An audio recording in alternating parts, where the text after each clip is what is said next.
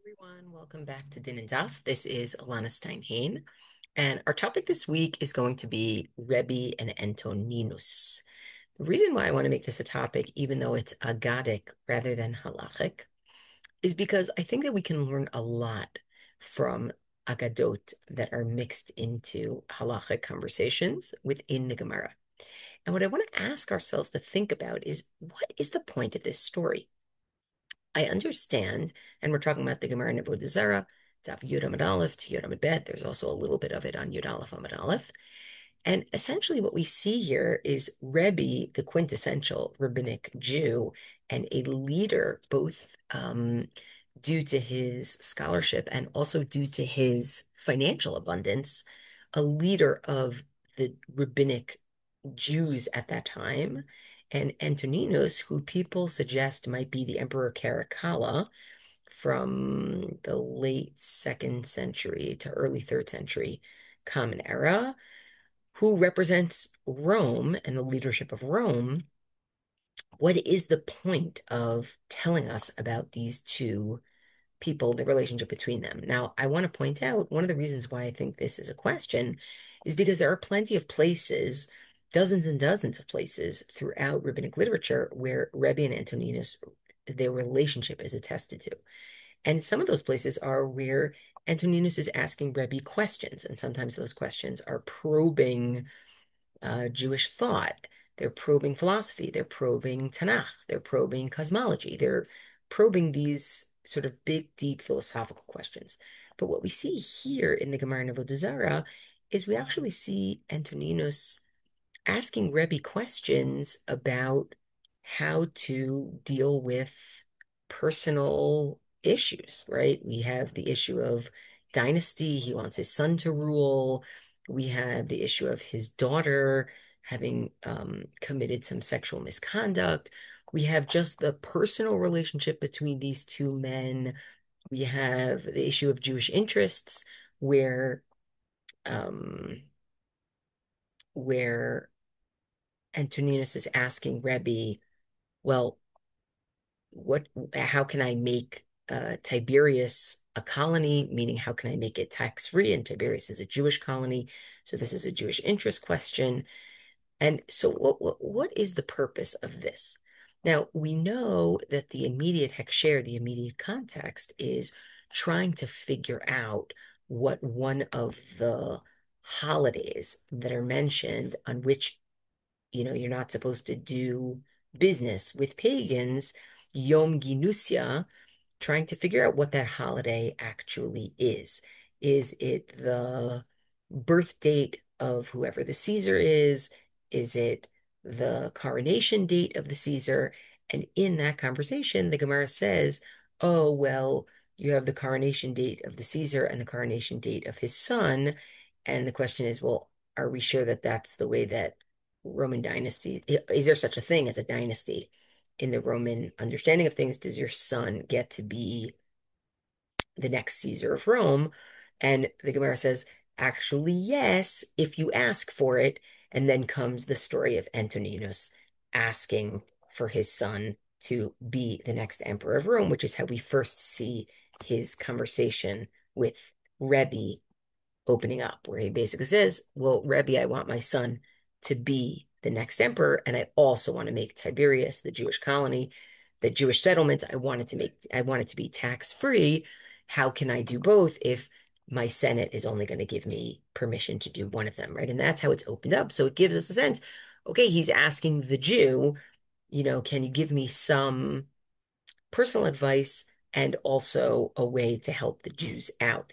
But the continuation of the story is it gets so involved with a secret passage between the two men, a secret passageway, and everything is in these hidden parables, and there has to be, the murderousness of having guards at each end of the passage, with the secret passageway that runs from Antoninus's palace to where Rebbe is, and those guards get killed every day. What is going on here? What is the purpose of this Agadah? How does it contribute to our conversation within masechet avodah Zarah? So I want to offer three perspectives, and I don't think that they are mutually exclusive. I think they're actually emphasizing different aspects of the story. And so the three suggestions that I want to offer, and I'm going to tell you which one I think is the most compelling from my perspective. The three suggestions I want to offer, one is something about Jewish triumph and religion, miracles. That's sort of one approach to this, that's what's going on. A second approach to this is that we're talking about um, that this was sort of the calm after and before the storm, that this time period of Emperor Caracalla was the time period of calm for the Jews. It was after the persecutionary um, decrees from Rome were over, or at least maybe they ended with Rebbe, and it was before a time of economic downturn in Rome. And so this is actually describing like a golden age, and this is why Rebbe is able to edit the Mishnah during this time. I'm always careful about historicizing too much because it's hard to know exactly what's what, but I think it's interesting. And the third is essentially that this is a cautionary tale. The conversation that is opened at the beginning of masechet avodah Zarah is really the question of how much engagement or in what ways are Jews allowed to be engaged with pagans around their holidays, because you don't want to contribute to their paganism and to their pagan worship in any way. And the continuation of Masechet Avodah Zarah is going to be in general about Jews and non-Jews. And here, what we actually see is, I think, a cautionary tale that even Rebbe, who is a deeply pious individual, I think goes too far. And there's a critique of Rebbe here in terms of how close he gets with Antoninus. So those are our three approaches. Let's look at each one. If you want to focus on sort of the religion, miracles, Jewish triumph approach, then what you would look at is the part of the story where Rabbi Hanina bar Chama is found one day when Antoninus is coming secretly to meet Rebbe, right? Yom Echad Ashkechel Rabbi Hanina bar Chama de Habayativ. He was sitting there when Antoninus came. Amar lo amin alach be'idna da'atina lo nashkach Gever Kamach. Didn't I say, says Antoninus, that when I come to see you, nobody is allowed to be here? Amarle late Dane Bar Inish. So Rebbe says, oh, this is not human. This person is an angel. It's not a person, it's an angel. Amarle Emale Hu Avda de Gani Abava de Kami Velete.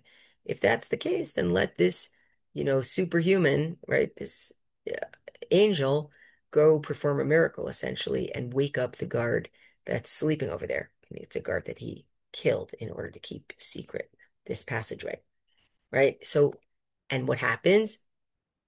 Rabbi Hanina bar Chama goes, there's a miracle, he's able to raise him from the dead, right? So it's sort of like, wow, like look at the miracles that God does, even in the face of a, a murderous Roman emperor like Caracalla. Similarly, towards the end of the story, where we see the way that Antoninus serves Rebbe, right? Kol yom haba mishamesh leRebbe, machile, mashkile. He would serve him like a shamish. He would serve him like, you know, somebody would serve their Rebbe, essentially, right? He would feed him, he would give him to drink, right? Maybe it's more than feeding, serving your Rebbe. Maybe it's the way that you would take care of your parent, right? Like an ailing parent. Ki have a bay Rebbe lemesak lefuria. When Rebbe wants to go into his bed, have a gach and kami puria. Antoninus, imagine this person who is so high up, whether he's emperor yet or he's just, on his way to being, he's bending down so that Rebbe can step on him to get to his bed. Amarle, and he says, Sak elvai leforeich, walk on me to get to your bed. Amarle lav orach arle zalzul b'malchute kulei hai. Right, so clearly he is emperor at the time. This is not appropriate for me to do this because it's really zilzul, it's a disrespect to the monarchy. Amarle mi yisimenu matzah tachtecha le'olam haba. And Antonina says, "Oh, if only I could just be a mattress under you in the world to come." I mean, this kind of sort of like, "Oh, you Jews are really the best. Like, you have really have the truth." And even though I am the leader of Rome and I represent everything that stands in opposition to that, I really see the truth of what Judaism is, right? You can imagine Jews, living under the Roman Empire. How do you understand yourselves when the empire under which you live, which is ascendant, represents the opposite of everything that you and your covenant stand for? Well, one way to deal with it is to say they actually know the truth of what's real, and God is real, and our covenant is real, and it's better than what they have. And it's interesting in this regard that when you look at Tosfot on the daf on avodah Zarah Yud Amud Bet, Tosfot quotes this midrash, which I haven't been able to find, and Yerushalmi, which is extant. So he says that, this didn't start right now. This started when Rebbe was a child, right? Excuse me, when he was an infant. I'm reading a midrash. There's a midrash that says, "Chalav mitamei, chalav mitaher." Milk can impurify and milk can purify. Milk can defile and milk can purify. And what do we mean by this? Kishenolad Rebbe, when Rebbe Yehuda Nasi was born, Gazru Shelo Limol, there was a Roman decree that Jews aren't allowed to be circumcised. But Vavivi Mo Maluhu, but his parents circumcised him anyway. Shalach Caesar, the Caesar sent for them. Vehivu LeRebbe V'imo Lefanav. And they brought Rebbe and his mother before them. Now, this obviously is not Caracalla. Caracalla was also around a baby at that time, right? Depending on how, far apart in age you think these men were. But it's a different Caesar. And so what happens? Vechlifato imo be'Antoninus. So what Rebbe's mother did is before they examined Rebbe, the baby, to see if he had a brit milah, Rebbe's mother swapped him with baby Antoninus, who was there because, I don't know, I guess we're assuming that Antoninus's father had also been the emperor before him.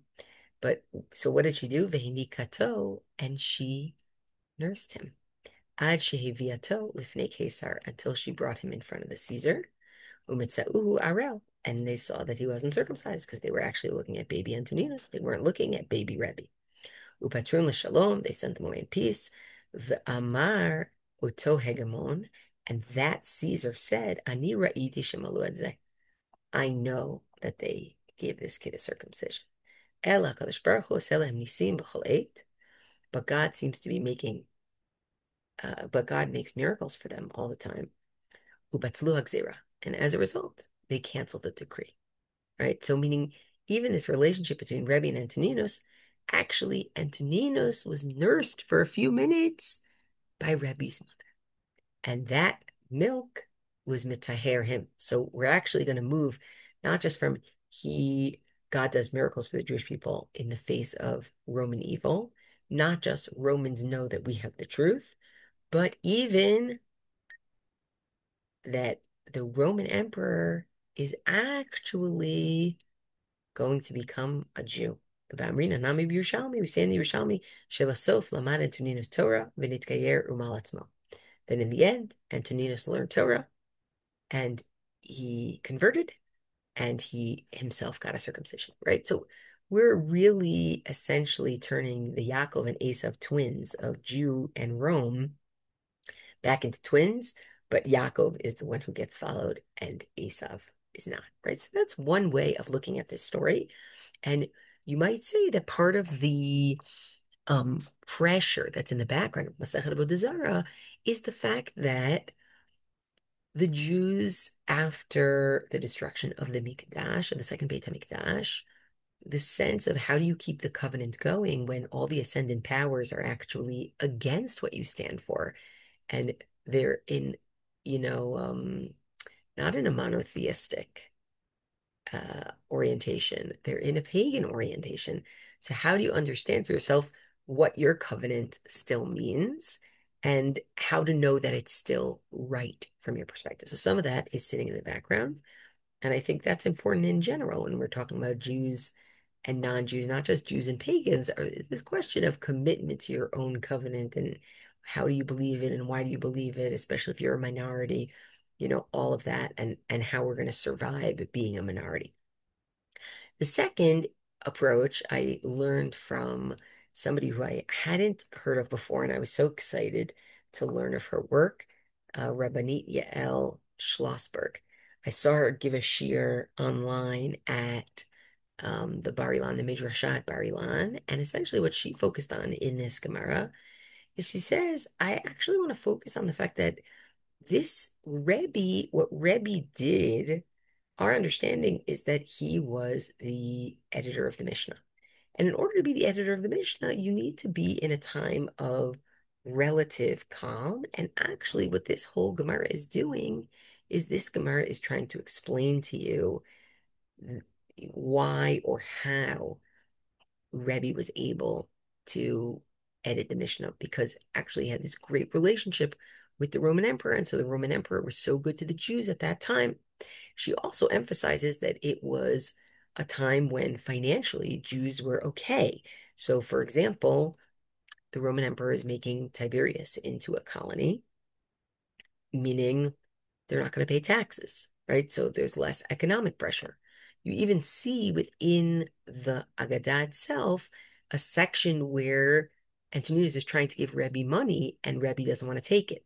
Kol yoma hava mishader le dahava pricha b'matrata. Every day Antoninus would send Rebbe crushed gold in, sacks, v'chite yapumayu with chita on the top, with wheat on the top, so no one could tell it was gold.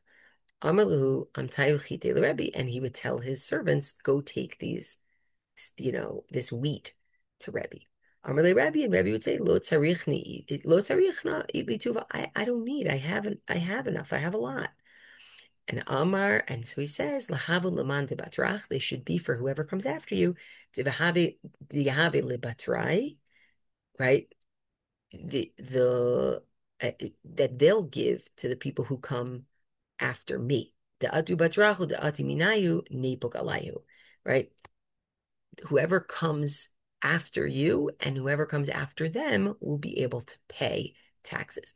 And so what Schlossberg says is it happens to be that within the next few decades, there is going to be a Roman economic downturn and there is going to be heavy taxation and there is economic burden on the Jews. But this is a moment where there isn't economic burden on the Jews, and that's part of it too. There isn't religious persecution and there isn't economic burden. Again, I'd say I'm not a historian, so I don't usually delve into those kinds of things, but I do think that it's an interesting theory to essentially also think about the big picture of in order for Judaism to flourish, there needs to be relative calm or there needs to be some sort of alliance with the powers that be so that Jews can focus on being able to build Judaism in a deeper way. Now, you might say that that's belied by situations within our history where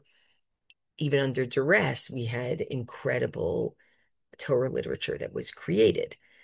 But she's suggesting that something like being able to edit the Mishnah is too big of an undertaking to happen during times of persecution. And what she does is she points to a Gemara in Bava Metzia that talks about the fact that, were people involved in Mishnah, were people involved in Gemara, and essentially it describes that Bimei Rebbe Nishneit Mishnazo, during the time of Rabbi Yehuda Nasi, a particular Braita that talks about how good it is to study Talmud was taught, and Shvaku Kule Alma Matnitin Va'azobatar Talmuda, people stopped learning Mishnah and they started learning Talmud. Now, does Mishnah mean what we say Mishnah is? Does Talmud mean what we say Talmud is? That's a fair question. Hadar Darashlu, and then he expounded to them. Rebbe expounded to them. Ula Olam Heve Ratz Mishnah Yotermina Talmud. He said, I want you to look at Mishnah. Again, when he says Mishnah, does he mean Halakha or does he mean the Mishnah that he created? One thing I will say is Rashi on that Gemara in Bava Metzia, this is what Schlossberg points to, and I think it's very powerful, says, let's talk about the time of Rebbe. Bimei Rebbe Nishneit Mishnah Zo, a Mishnah, or really a Breita, that was talking about how much more people loved Talmud than they loved Mishnah, was in the time of Rabbi Yehuda Nasi. That's when it was learned. And he says, Hadikatani Talmud ein lecha midah gedola mizo, right? It says the fact that there is a Breita that says there's nothing better than Talmud, which is whether it's our Talmud or it's just the idea of sort of the back and forth analysis of things as opposed to the straightforward, list like Halakha. Why Lefisha Misha Rabu Talmidei Shammai Hillel? Because once there were so many students of Hillel and Shammai, Shayu Lefanav Shlosha Dorot, there were 3 generations of them. Rabu Machlokot B'Torah, V'Naset Kishtei Torot.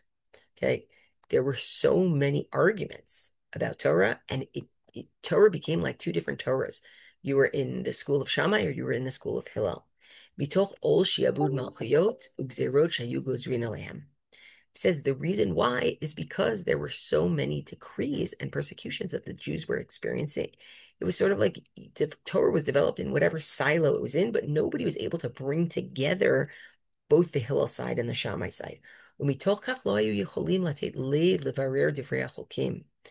weren't able to just sit down and clarify the discussions back and forth and figure out who they're going to rule like on this issue, who they're going to rule like on that issue. Ad yamav shel Rebbe, until the time of Rabbi Yehuda Nasi, shenatan HaKadosh Baruch Hu lo Hain be'enei Antoninus melech Romi, because God gave grace to Rabbi Yehuda Nasi in the eyes of Antoninus, Kedamrin avodah Zarah, like we see in the Gemara in avodah Zarah, quoting our Agadah, v'nachu mitzara, and the Jews were able to relax a little bit from their persecution. V'shalach v'kibetz kol talmidei Eretz Yisrael, and he sent and they gathered together all of the students, all of the scholars in Israel. V'ad yamav lo hayu masechtot sdurot, until his time there weren't set tractates of Mishnah. Ela kol talmid sheshama davar mipi gadol himenu garsa. Rather, it was any student who learned something from someone greater than them would hold on to it. V'natan simanim halacha ploni to ploni shamati mishem ploni. Right? They basically figured out mnemonics, ways to remember and who they learned from and what it was and what the opinion was. But when they were all gathered together by Rebbe, Amar kol echad ma sheshama, everybody said what they heard. V'natnu leiv levarer tamei machlokot, and they actually tried to clarify how to understand the different machloket, the arguments, divrei mibru'in l'kayim, who should they hold like, v'sidra masechtot, divrei nizikim levadam, and they were able to organize the tractates, issues of torts by themselves, divrei yevamot levadam, levirate marriage by itself, divrei kodshim levadam, issues of sacred issues relating to the mikdash, korbanot, temple, etc., right, etc., etc. Right. So essentially what Rashi says, that this is the time when they were able to gather all of the different opinions that were floating around and actually put them into a Mishnah Stura. Now, do I know if that's exactly historically how it happened? Does Rashi know that that's exactly historically how it happened? No, but what I think is really fascinating is that it is interesting to note that scholars think that the Mishnah that we have is very much based on the school of Rabbi Akiva. And you have to wonder to yourself, if the Mishnah that we have is based so much on the material from Rabbi Akiva, why didn't Rabbi Akiva put the Mishnah together? And the answer is so clear. He was busy with the Bar Kokhba revolt. Meaning, if you're in the middle of persecution and you're in the middle of fighting, you can't really do that. You need a little bit of calm. And so if that is an important aspect of this story, then it's really trying to give us the idea already at the beginning of masechet avodah Zarah that the Jewish ability to thrive and for Torah to thrive is related to a sense of relative calm and peace and alliance with whatever non-Jewish powers that be. Right. So here I included for you a citation from Rabbanit Schlossberg from an article that she wrote, and I also included a link to it so that you can look at it yourselves if you'd like to see more. Now, I want to offer a third perspective on what this is doing here, and this is the perspective that I am most compelled by. And I think it's a critique of Rebbe. I think the critique of Rebbe is, you think, well, no, I'm never going to become that. I can have a relationship with pagans, but I'm never going to become that. I don't think Rebbe became a pagan, God forbid, but I do think that he changed. So, for example, the Gemara says, and we mentioned it before, when Antoninus sent Rebbe money, and Rebbe says, "Eat li tuva." I have enough. Eat li tuva, what's that in Hebrew? Yesh li rav. Yesh li rav. Yaakov doesn't say Yesh li Rav. Esav says Yesh li Rav. Well, that's not good. Because in this metaphor, Rome is supposed to be Esav, Edom is supposed to be Esav, and Yisrael is supposed to be Yisrael, it's supposed to be Yaakov. So the fact that you have an Esav quote coming out of the mouth of Rebbe, not great. And how about the whole conversation where Antoninus says to Rebbe, Amarle, he says, Atina la'alma da'ate, am I going to the world to come? Amarle says, yeah. But doesn't it say there won't be anyone remaining from the house of Esav in Sefer Obadiah? So he says, Bosem Esav, right? It's only if you act like Esav. Well, let me ask you a question. Didn't he act like Esav? We just read in this Agadah that he would murder the guards every day at the opening of either side of his secret tunnel to Rebbe. That's that's somebody who gets world to come, somebody who murders multiple people daily just to keep his secret. Why is Rebbe saying you're going to get the world to come? And more than that, when you look at the Gemara in Yud Aleph, even this limud I think is fascinating. Vayomer Hashem la shnei goyim b'vidnech. God says to Rivka, there are two nations in your womb, Yaakov and Esav. Rav Yehuda Marav. Rav Yehuda says in the name of Rav, Al tekre goyim ela geim. Don't read nations, read proud people. What do you mean proud people? Say Antoninus for Rebbe. Shelo pasku me'al shulchanam, lo chazeret, lo kishot, lo tzninon. They had all these wonderful things on their table because they were wealthy. They had all these wonderful things on their table all the time. So they're geim, they're very proud, right?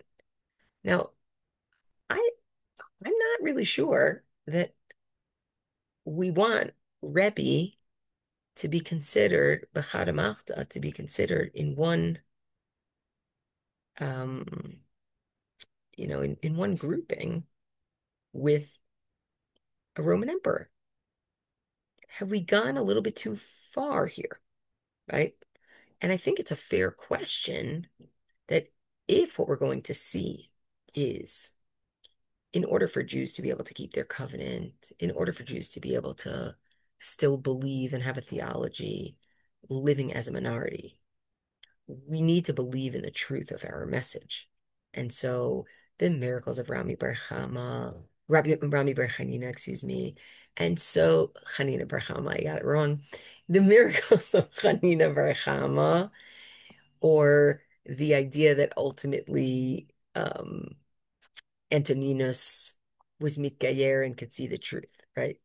Or maybe it's in order to have Jewish thriving, there needs to be a political alliance with the non-Jewish world or the non-Jewish powers that be, or this third one, and maybe all three of, but when you're making that alliance, be careful. Don't turn into something that you shouldn't be. And don't promise people who are murderers olam haba, right? It's not, this Gemara didn't say, oh, yesh koneh olamo b'sha'achat, because you did this. And it's just, he's just telling somebody who murdered people twice a day, yeah, of course you're going to olam haba, right? And the two of them are sitting together, eating their radishes because they're both wealthy. So something to think about. And I think all three are very relevant to masechet avodah Zarah and what it's trying to negotiate in terms of Jews. And it's not just Jews and the rest of humanity, it's also Jews and practices, ideas, commitments that are inimical to Judaism and to Jewishness. And how do you deal with those? Thanks, everybody. looking forward to learning together next time.